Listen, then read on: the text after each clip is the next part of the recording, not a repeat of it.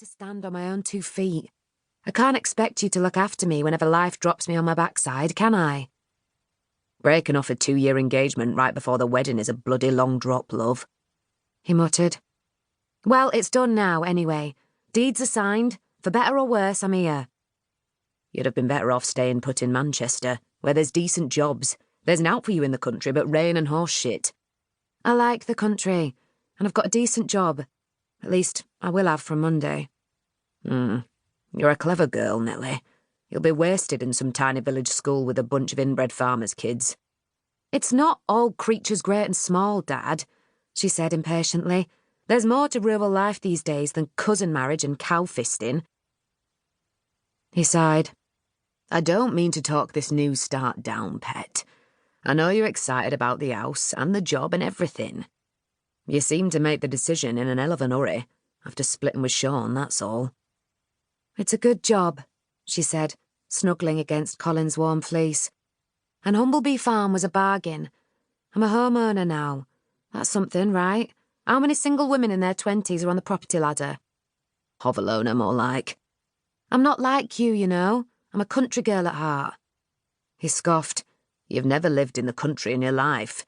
Yeah, but I always wanted to. She flinched as a blob of rainwater landed on her nose, brushing it off with her thumb. This is my dream, Dad. Be happy for me, please? I worry about you, that's all, he said with another sigh. Is the place even habitable? I thought you said half the slate had come down. The bedroom and kitchen are fine. The living room... She glanced around at the pots and pans dotted across the stone-flagged floor, catching water. Well, I'm sure I'll have it fixed up in no time. Got to go, Dad. I need to save the battery till I can get to a power socket. Don't forget Monday, will you? Monday? Leanne's birthday, he said, with a trace of exasperation. She flinched. I know, I hadn't forgotten. Card and flowers are on their way. You will give her a ring too, won't you? Can't I text? Nell, I think your stepmother should be worth more to you by now than an emoji and a couple of kisses. It's just... I never know what to say to her. Well, happy birthday would be a good start, he told her sternly. Don't let me down, Nellie. She sighed. I won't. Bye, Dad. When she'd stashed her phone away, she pushed herself up from the floor, rubbing her buttocks to try to inject some feeling back into them. She could lie to her dad, but not to herself. Truth was, she was ready to cry. When she'd first come to look around Humblebee Farm, an old farmhouse out on the moors that rolled high above the little Yorkshire village of Leyholme, it had been a glorious day in August. The air had been heavy with the scent of clover, the moors purple with new blooming heather. The estate agent, and this guy had been a born estate agent, had used words like idyllic, charming, ramshackle. Well, Nell was only human.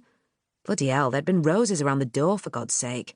Actual pink roses, climbing over the stone front like they'd escaped from a chocolate box.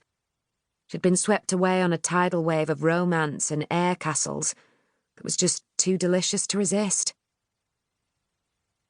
The house had previously been the property of a retired farmer, Ted Preston.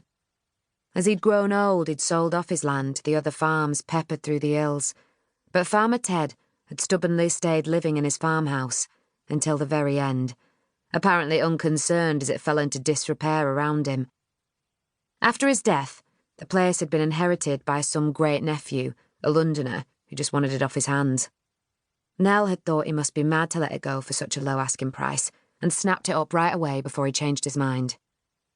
Best of all was that she knew it was the last place Sean would ever have wanted to live. He was a townie through and through, wrinkling his nose at anywhere you couldn't get a sushi platter and an Uber. On the day the sale had completed, Nell had felt an infinite amount of satisfaction at the idea of living anywhere Sean would have hated. Not so much earlier this evening, though, when her taxi had dropped her off at the end of the dirt track that led to Humblebee Farm, suitcases in hand, in the middle of a torrential autumn downpour. With the sky a glaring charcoal, the farmhouse was no longer idyllic. It felt bleak and forbidding.